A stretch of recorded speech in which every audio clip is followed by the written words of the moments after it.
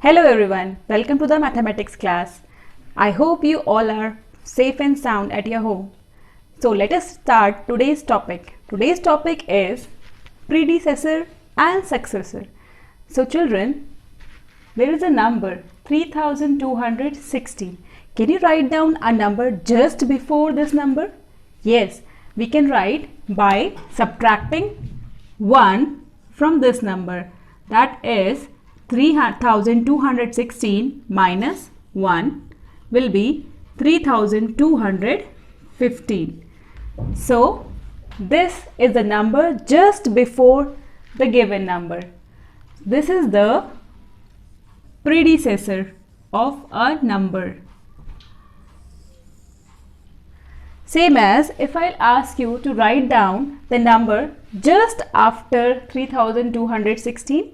Yes, we can write down by adding 1 in the given number. That will be 3216 plus 1 will be 3217. So the successor will be 3217. Now children, the question arises, what is the predecessor and what is the successor? So the predecessor of a number is a number that comes just before the given number, or we can say the number subtracted. If we subtract 1 from the given number, we will get the predecessor of that number. Repeat after me the word predecessor. Predecessor. Yes, it's predecessor. Now let's come to the successor. Successor means the number that comes just after the given number. Yes, if we add 1 in the given number, we will get it successor. What is it? Successor. Yes, successor. So I hope it is clear to you now. Let us take one more example.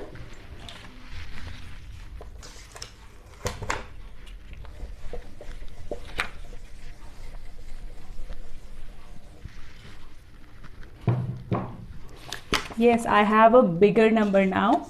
It is 61,832. So children, let us take out the predecessor of that number.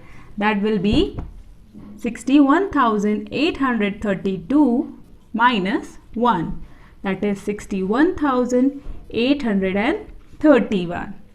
61,831. Let us talk about the successor of this number. It will be 61,832 plus 1. That will be 61,833. Yes, you're right. 61,833. This is the successor of this number and this is the predecessor of this number. So children, it is interesting. Yes, let me tell you one more interesting fact about the predecessor and the successor. What is that? Children, what is the difference between the predecessor and the successor of the given number? Let us see. Suppose I have a smaller number. I'll take a small example, that is 5. So the predecessor of this number is, of course, yes, it is 4.